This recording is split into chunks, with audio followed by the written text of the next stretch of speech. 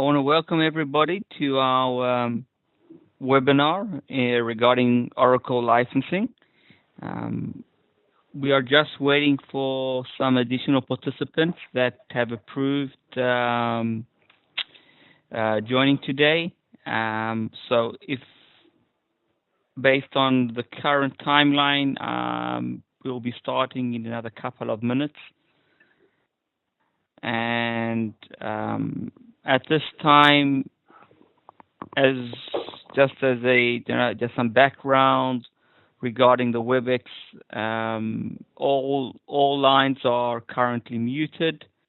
If anybody has any specific questions during the webinar, please send the panelists, Daryl Ullman, myself, and Richard Spidovan, a text message, and we'll try and provide you a reply either during the session or at the end.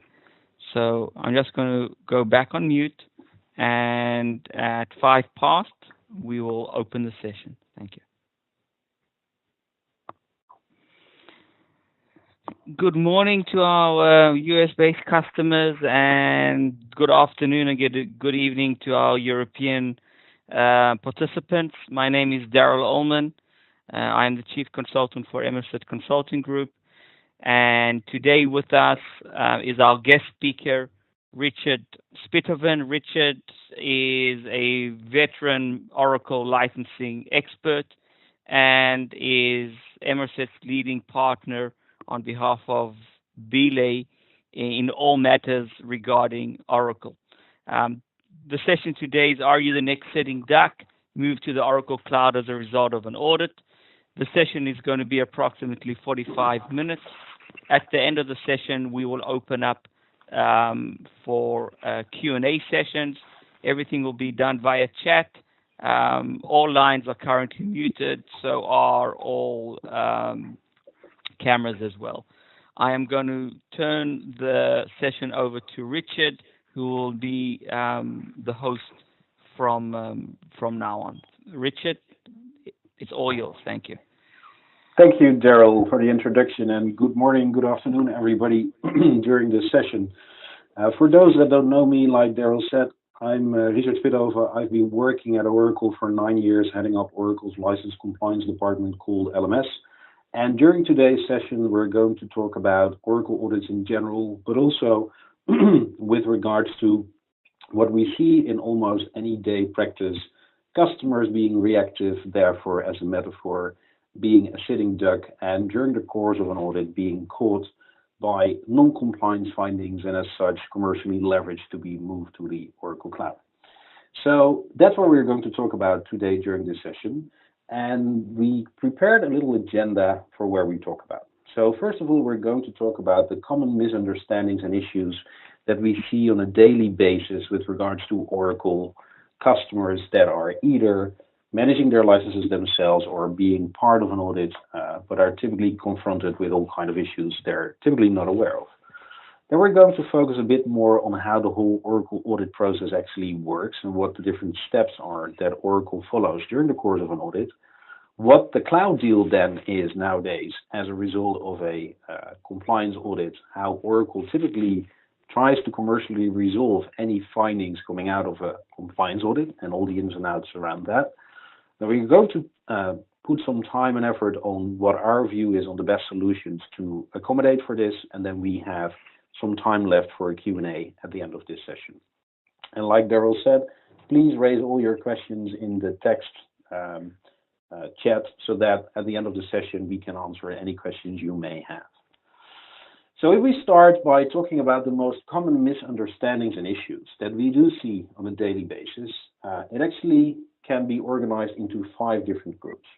And to start with the first group, it is all to do with customers that receive an audit letter. Because a lot of customers do feel that if they receive an audit letter, how serious should they take that? Now, and how much do they need to cooperate with that?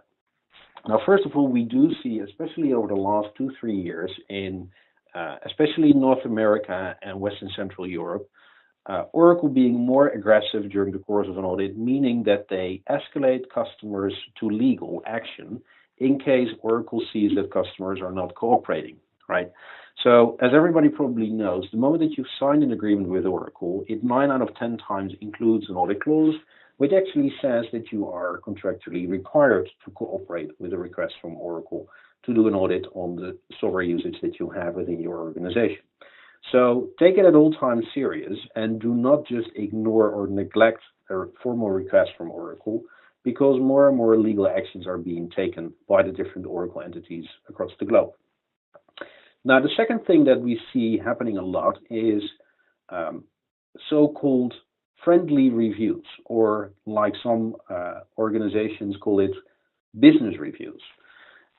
Because there is a lot of confusion around that, because if Oracle formally announces an audit, then it typically refers in its letter to a license review. And the notification letter from Oracle will say, dear customer, you're selected randomly for the performance of a license review, customers not being aware of the fact that the license review is actually the same as a license audit. The whole reason why Oracle actually calls it a review is, first of all, because it sounds more friendly, but particularly because of the fact that Oracle is dependent on the cooperation from a customer as well. And therefore, all the information that they will receive from you as an end user during the course of such an engagement will be used during their compliance activity. So don't be confused. If you receive a letter where it says you're selected for a license review, you've actually been selected for an audit. And at the same time, there are a lot of initiatives, either by resellers from Oracle, so-called LMS partners, that are positioning themselves as your friend and saying, you know, instead of waiting until the LMS organization, the compliance department from Oracle, is going to do a review, let us work together and do a business review. Because we are a calls organization, a compliance optimization license sales organization, and we're your friend. Don't be fooled or don't be trapped with these kind of business reviews, because in the end, any engagement in which you will share deployment and usage data of your Oracle estate will in the end be used during such an analysis in case they find compliance issues as a commercial opportunity for Oracle. So long story short, any deployment and usage data that you will share can and definitely will at a certain moment in time be used against you.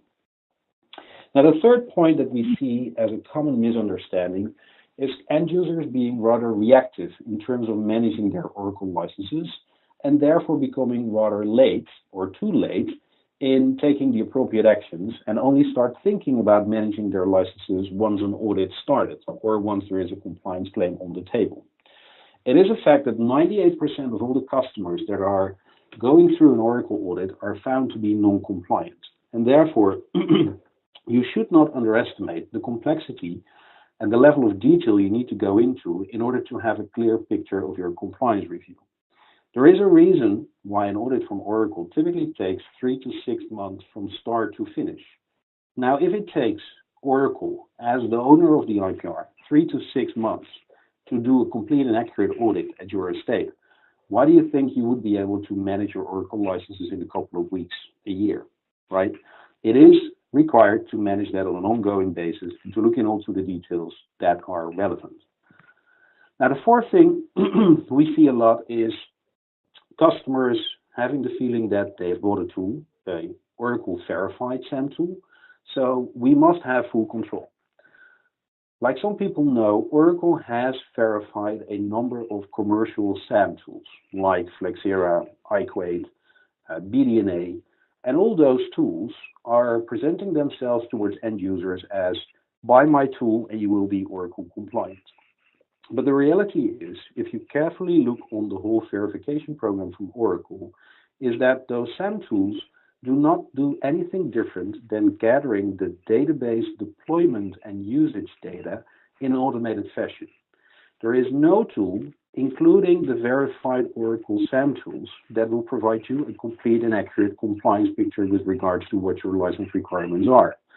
So we do see a lot of customers that still have that perception, but do forget that at all times, and I can't emphasize it a lot, at all times, you will need to go through the raw output of any tool that you are using in order to gather deployment and usage data, and you need to apply the appropriate expertise in analyzing the output of those tools in order to understand what your real consumption of the different Oracle licenses are, and therefore to determine what your compliance position is. So tools, verified by Oracle or not, definitely help in an automated fashion with regards to the collection of the data, but you at all times will need to have people with the right knowledge in order to understand what all that data that has been collected actually means for your license compliance position.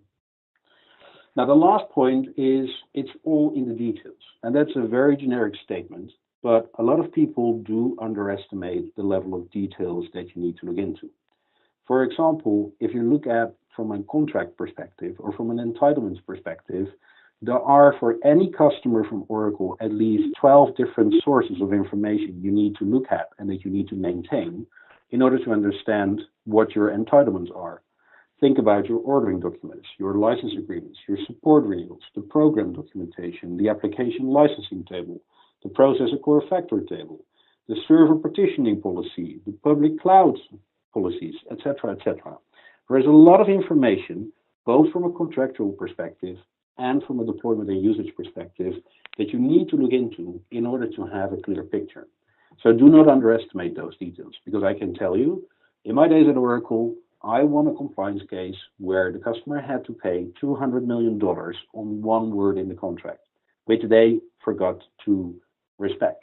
So it can be serious money on the table if you don't look in the details. Now, if we then zoom a bit more into the Oracle audit process itself, where does it start? Well, it at all times starts with having a clear understanding of the so-called audit clause, which is typically listed in Part O of any Oracle license and services agreement or Oracle master agreement that you entered into when you bought your Oracle licenses.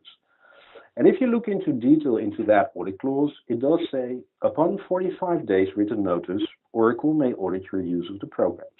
But what does that mean, 45 days written notice? Does that mean 45 days? Does it mean 45 business days? What does it mean? Now, during the course of an audit, the auditors will at all times try to push you to start providing deployment and usage information as quickly as possible. And a lot of customers are just complying with that because they believe Oracle probably knows how it works. But if you look carefully on what you have agreed upon, you actually agreed that in 9 weeks, because you're not supposed to work in the weekend, in 9 weeks upon the receipt of the formal notification from Oracle that they want to audit you, at that moment in time, the audit can start. So if an auditor tries to push you to start within 2 weeks or in 3 weeks, you are contractually covered by the fact that you can push it back for another 9 weeks, because that's what you contractually agree. Now, the second part of the audit clause says, you agree to cooperate with Oracle's audit and provide reasonable assistance and access to information. Now, what does that mean? Provide reasonable assistance and access to information. It actually means what it says. You are required to provide the information, but for example, it doesn't say that you are required to run any of the scripts that Oracle will propose you to run on your systems. And therefore, you see that contractually you do have the protection that if the auditors want you to run all kinds of scripts that may have an impact on the performance of your systems or may collect sensitive data from your systems you would not want to share with Oracle, you have all the contractual rights to push back on that and say, hey, this is not reasonable what you're asking me. I'm only going to provide you that specific usage information that you are required to have to validate my compliance position. Now, the third part of the audit clause says you agree to pay within 30 days of written notification. And that is an important clause to keep an eye on, because during an audit, at the end of the audit, you will receive a formal final report. And at that moment in time, the whole game will start with the sales guys, because the sales guys, or account manager, will be made responsible for commercially finding a solution for the findings that the audit organization has found. And they will at all times refer back to the fact that you need to rush to make sure that you have a commercial resolution, because you contractually agreed that you will pay within those 30 days. And therefore, they have leverage in your contract to put pressure on you to make sure that the money is being put on the table to commercially resolve the compliance issues identified, which is typically an issue because I don't know a lot of customers that really budget for unlicensed usage and therefore just have the money available to just pay towards Oracle. Now, the furtherance of the audit clause says that Oracle can, if you do not pay, your technical support, your licenses, and/or disagreement. And that is something that in practice doesn't happen that often, but at the same time, you need to be aware that it is part of your audit clause, and therefore, if you're not cooperating with the audit, or if you're not paying the fees that are due as a result of a compliance finding, that Oracle will put maximum pressure on you by stating if you're not doing it, they will start stopping your technical support, or worst case, stopping your licenses. Especially in the US, we've seen a couple of court cases where those threats have become reality, and therefore you need to realize that if such a threat is formally being put through by Oracle, that can have serious impact on the business operations within your organization. Because canceling your licenses or your agreement actually means you need to deinstall all the Oracle software straight away. And there are not a lot of companies that can actually allow such thing to happen. Now, last but not least, the audit clause says that you agreed that Oracle will not be responsible for any of the costs that are incurred during the audit. So even if you are compliant and you are being audited by Oracle, you need to keep in mind that all the time, the resources that you need to spend in order to collect all the information and to cooperate with this audit are for your own account.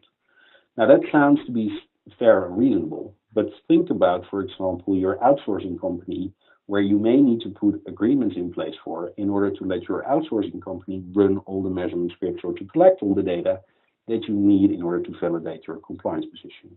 Those costs are for your account and therefore at all times should be clearly assessed if and what information you need, because it's a costly exercise. Now, if we then look at how it then further starts, we looked at the contractual start.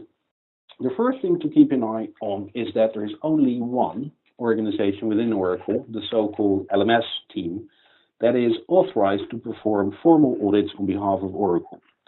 Any other person within Oracle, being a calls rep, a sales rep, or any other person with a commercial interest, is not officially authorized to perform those audits. Only if they send a letter, you know it's a formal audit.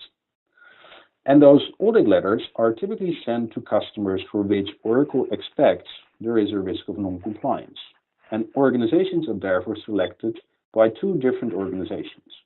One by the LMS organization, by doing on a regular basis an internal compliance risk analysis in which they look at a number of parameters, business intelligence that they have about you as an organization, and on the other hand, the sales organization.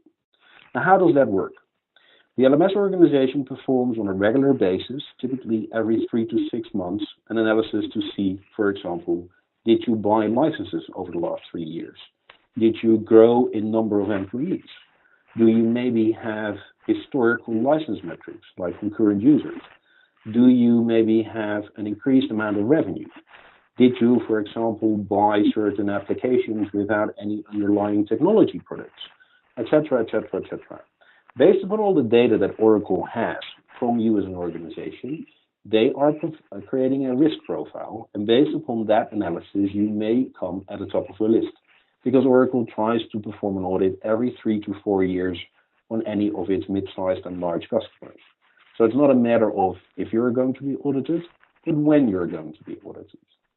Now, 50% of the customers are selected by the LMS organization on these parameters.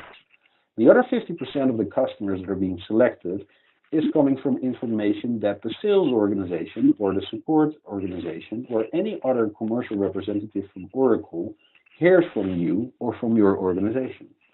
Think, for example, about a very enthusiastic database administrator that is very enthusiastic explaining to an Oracle partner or a reseller or an implementation party that you are actually starting to use VMware. And Oracle has very specific rules around that. Now, all that dynamic information that can come from any individual that is directly or indirectly engaged with your organization can lead to be ending up on the desk of the sales force and therefore leading them to nominate you as an organization to be audited. So watch out with what information is being shared by whom at what moment in time. Now then, once you're selected for an audit, it starts with a letter being sent to your CIO and or CFO, just to make sure that higher level management within your organization is aware of the fact that Oracle wants to do this audit, and also to make sure that they have an escalation point when the person that is appointed as the single point of contact within your organization is not cooperating during the audit or is not providing the information as agreed upon during the whole project. Now, in that letter, they say, like I said before, that you're selected for a license review, which in essence is an audit. So don't be fooled about that. If you receive a letter from the LMS organization saying you are selected for a review, they want to perform an audit. And the overall objective of the LMS organization is, on one hand, of course, to validate if you do have any compliance issues within your Oracle estate. But at the same time, don't forget that a lot of the information that's being collected during such audit is very valuable information for the sales force for cross and upsell opportunities. Think, for example, about the fact that once the Oracle auditors have a clear view on how many Oracle databases you're running on HP, Intel, or IBM Power 7 machines, how valuable that information is for the Oracle engineered sales team that would like to sell extra data to you. Now, I'm not saying that that by definition is a wrong thing, because that information can be used to provide business value to your organization, but you would like to have that restricted up front when the audit starts, so that you have the control about what information is being shared to whom at what moment in time.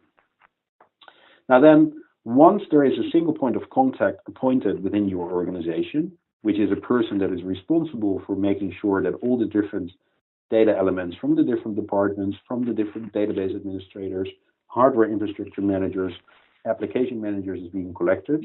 Once that person is being assigned, the Oracle LMS team will organize a kickoff meeting or a kickoff call in order to walk you through the process on how it's going to work. And in that process, one of the important things, of course, to look at is the specific scope of products where Oracle would like to perform an audit on. And the reason why Oracle will always scope that is that if you talk about Oracle software programs, then you need to realize that Oracle sells or sold approximately 300,000 different software titles. Now, auditing all those software titles at you as an end user is not a very cost-effective model for Oracle as well. And therefore, they will typically limit the scope of products included in such an audit to the Oracle database programs, including their related options and management packs, application server products like forms and reports and internet application server products, the old middleware stack from Oracle, the WebLogic server programs that Oracle added to their portfolio since the acquisition of BEA Systems, SOA Suite, GD AdWords, Siebel, eBusiness Suite, and PeopleSoft. In the US, though, you also see that Agile and AutoView are product groups that are being part of the scope as well. And that is particularly because of the fact that the installed base, so the amount of customers that are using those products, is the highest. And therefore, the compliance risks that Oracle sees are the highest in those products as well. So therefore, if you have these products and you are being confronted by an audit, Oracle will typically focus on those. Now, during that whole data collection process, there is a lot of information being collected, and of course, there are a lot of compliance issues identified. And it goes way too far to go into all the different compliance issues that we see on a regular basis. We do have a lot of white papers about the most common compliance issues seen for all those products. So if you would like to have more details around that, we're definitely willing to share those. But there was one compliance issue that I really wanted to point out for this webinar, and that has to do with regard to the deployment of Oracle database and middleware programs, the so-called technology programs, on VMware, because that remains to be compliance issue number one in almost any customer using VMware in conjunction with Oracle. Now, where are those issues coming from? First of all, people should realize that Oracle, for the last 10, 15, 20 years, doesn't accept VMware as a technology to limit the amount of cores that are required to be licensed. So in other words, all the physical cores on which virtual VMware servers are installed and or running, and that contain the Oracle software installations, do require to license all the physical cores. And although Oracle hasn't changed their position with regards to how to license Oracle on VMware, the VMware functionalities have changed over time. And therefore, there are a lot of customers being confused or being caught during audit. So let me zoom into the details on how it works. In the past, you had VMware vSphere version 5.0 and below. And in those versions, the virtual servers on which the Oracle software was installed were restricted to a cluster of physical servers. So in that scenario, it was rather simple because the total amount of cores of the physical hosts that were part of a cluster determined the amount of licenses, in this case 14. However, VMware continued to develop their functionality, and as of vSphere version 5.1 up to 5.5, VMware made it possible to move a virtual machine, which holds the Oracle software installed, within one and the same vCenter instance. So as a result of that, by upgrading from 5 to 5.1 or 5.5, the functionality of VMware does provide you the opportunity to run the virtual machine on, in this example, all the physical boxes that are part of vCenter A, resulting in the fact that the initial number of licenses of 14 moved to the number of licenses to 18. Now, and to make matters even worse, as of VMware version 6.0 up to 6.5, which is the latest version today, VMware makes it possible to move a virtual machine not only within one and the same vCenter, but across vCenter server instances. So in this same example, the upgrade to a higher version of VMware 6.0 results in the fact that not the 18 processor licenses are required, but actually a total of 30. Now, I do know that there is a lot of debate and a lot of discussion in the market about, is it fair that Oracle applies these rules? It's not acceptable, but we need to keep in mind that the licensing terms and conditions that almost any customer has agreed upon are based on physical cores on which the software is installed and will running. And therefore, as long as you do not have any non-standard specific language in your agreement, which would allow you to count differently, this will definitely be the position from Oracle during the course of an audit, which then will lead into a commercial settlement. Because none of the VMware discussions that any customer had with Oracle around VMware ended up in a legal case in which the court ruled. And why is that? Because Oracle will never let this happen to be ruled in front of court because of the financial risks that they're facing, and an end user has never dared to push it through in order to let the court rule because of the financial risks that they're facing. So this is something you will be confronted with if you're running Oracle on VMware. Now, how does it then work at the end of an audit? Well, at the end of an audit, there is a formal final report presented by the LMS organization. And in that LMS report, the final report, the surplus licenses, but also the shortage in licenses will be listed. And the LMS consultant, the auditor, will refer you to the fact that you have agreed, as per Oracle's compliance policy, to commercially resolve any findings within 30 days. In addition to that, they will mention to you that there are back support fees charged for the period of unlicensed usage. So if Oracle found during the audit evidence that you have been using certain licenses for the last, let's say, 2 years, then Oracle will claim the support maintenance fees of those last 2 years to you, because that's actually money that they actually would have received if you would have bought the licenses 2 years ago. So that is part of the commercial claim that you will be presented to. And at that moment in time, the sales organization, your account manager, will take over the control of this process and will work with you in order to find a commercial resolution. Now, how does such a commercial resolution work? Now, typically, let's just look at an example. There will be a number of scenarios presented to you. And of course, keep in mind, Oracle has moved approximately 2 years ago to the cloud, and the cloud is a very strategic product for Oracle to sell to any of its customers.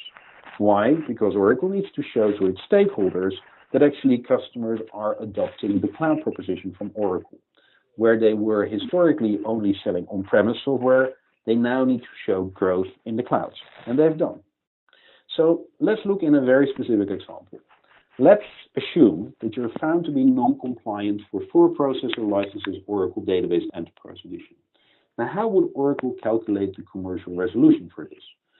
The first option would be is that they would say, okay, let's look at the list license and list support fees for those licenses, which would come down to $190K and $41,000 in terms of support. Now, on that volume, a standard discount of 10% is applicable.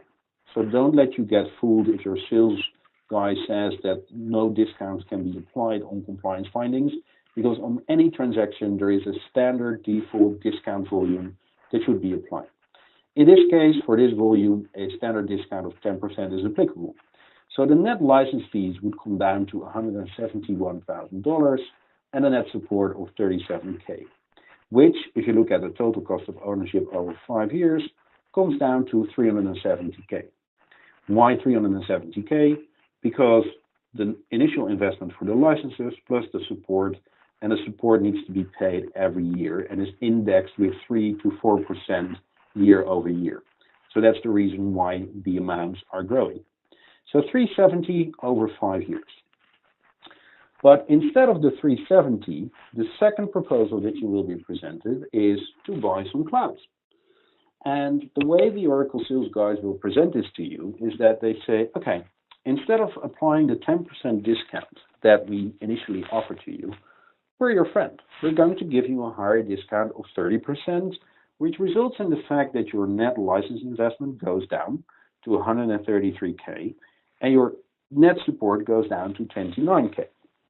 But in order to get the discount of 30%, which is 20% higher than the standard discount, then you need to buy cloud credits, resulting in the fact that if you calculate the TCO over 5 years, of course your initial investment is smaller, but also your support maintenance costs year over year is smaller because of the fact that you got a higher discount.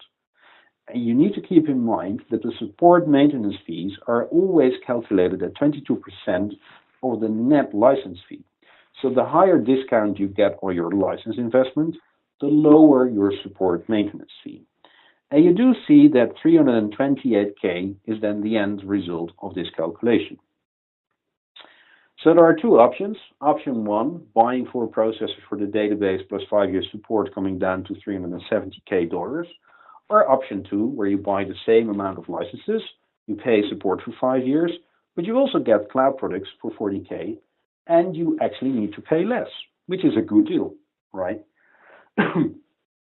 But you need to keep in mind that there are a number of things that are to be taken into account if you are being presented with such a deal. First of all, the whole reason why, of course, the Oracle sales reps are presenting it like this is because of the fact that they get heavily compensated on the cloud transactions that they sell. It's Oracle's strategic direction to sell more cloud, and therefore actually they are applying today a 0.8 recognition of any on-premise deal that an Oracle sales rep sells. But if they're selling cloud, the accelerators are going up to 2 to 5 times, meaning that if the Oracle sales rep sells you for 100K of cloud, it counts to 200 or 500K in their personal targets. So therefore, there is a huge push from the sales teams to sell cloud to you. And to be very honest, for the Oracle sales guys, it doesn't really matter if you really start using the cloud, as long as you only log in once, so that the sales rep can show internally towards Oracle that you started to use, between brackets, the cloud software, then that is sufficient for them to get compensated on. Now, apart from that, we see a lot of customers being brought to the cloud without having a clear understanding what their real on-premise usage is. And if you do not know what you're using today in your on-premise environment, you should not be surprised that at a certain moment in time, you will be confronted with additional investments that are required in additional cloud services to make the same functionality work in the cloud. For example, we see a lot of customers having eBusiness Suite, Siebel, or GD AdWords, thinking that they know what specific modules they're actually using, therefore entering into a cloud agreement with Oracle, assuming that the modules that they thought they were using are the ones that they need in the cloud as well. but then when they move to the cloud, realizing themselves that actually certain modules and features were actually also in use on-premise without them even being aware of it. And then, of course, to make sure that the solution works in the cloud, an additional investment is needed.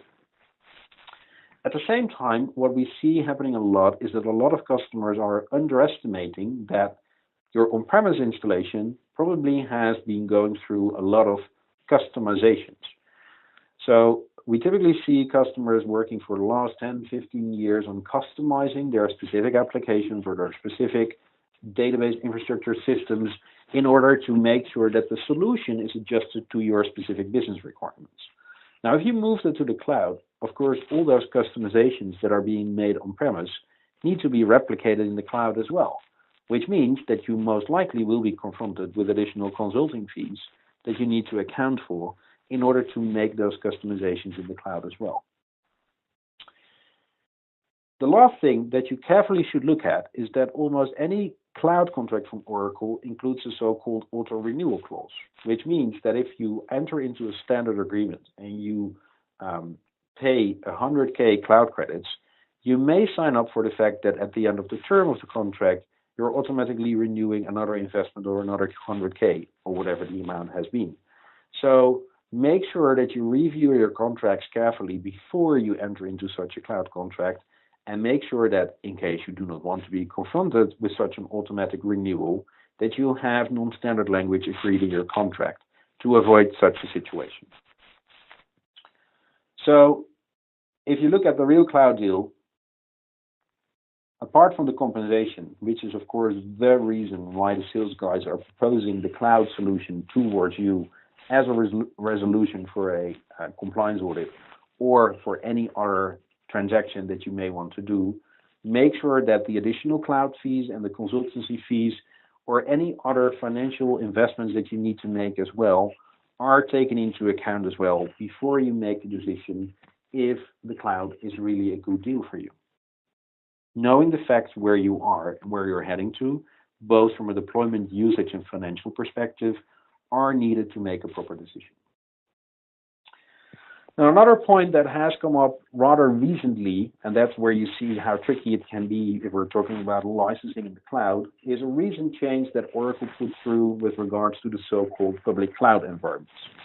And to make a very long story short, Oracle approved already for the last 10, 12 years the fact that you could run the Oracle database on the public cloud environments like Amazon EC2, Amazon RDS, and Microsoft Azure. And under those old policies, Oracle required you to count every virtual core in those cloud providers as a physical core, and that determined the amount of licenses needed. As of January the 23rd of this year, Oracle changed this policy, actually resulting in the fact that instead of counting virtual cores, you now need to count vCPUs. And depending on if hyperthreading is enabled, yes or not, you need to count 1 or 2 vCPUs in Amazon to determine the amount of licenses. In summary, this comes down that due to this policy change from Oracle, in almost any situation, the Oracle Database Enterprise Edition license requirements doubled. So you do need to have 2 times more licenses today if you deploy the Oracle database on Amazon EC2 or Amazon RDS, or if you deploy it on Microsoft Azure. And if you haven't agreed any specific language in your agreement, which would prevent you to be confronted with this licensing change, there's not a lot to do than just paying up or commercially negotiating a new deal with Oracle. So although everybody says the cloud will resolve all the compliance issues, I can tell you it will even complicate matters more. And you need to make sure that you have the appropriate language in your agreements to make sure that you are not confronted with surprises. I'll skip those in a matter of time. So what are the best solutions in order to get in control yourself? To be very honest, there's only one advice that I can give to you. Don't be a sitting duck. Don't be reactive, but start being proactive and take the control yourself. Because if you do not take the control yourself, like I said, it's not a matter about if you're going to be audited, but when you're going to be audited. And how can you do that? The only way, in order to have a complete and accurate picture of your compliance position with regards to Oracle, is to perform regular internal license review to determine your license compliance position and have the right people, processes, and tools in place in order to collect the right data, to have the right procedures, and to have the right people on board with the right expertise to really make information out of all those contractual and usage data that you need to gather. And once you are able to make sure that you have those regular internal compliance reviews, you can start looking at mitigating the financial, operational, and legal risks that are being identified out of such a baseline. Avoid costs, but more important, start looking into cost-saving opportunities, which definitely can be achieved if you do that on a regular basis. So be proactive. And if you need help, just some takeaways around that. Make sure that software license management becomes a priority at management level, at C-level. There must be a CIO or a CFO in the end responsible for the fact that you're correctly licensed within your organization. And make sure that those people do understand the level of detail and the complexity with regards to the management of Oracle licenses, so that they can budget for the right proper software license management practice, which again includes people, processes, and tools.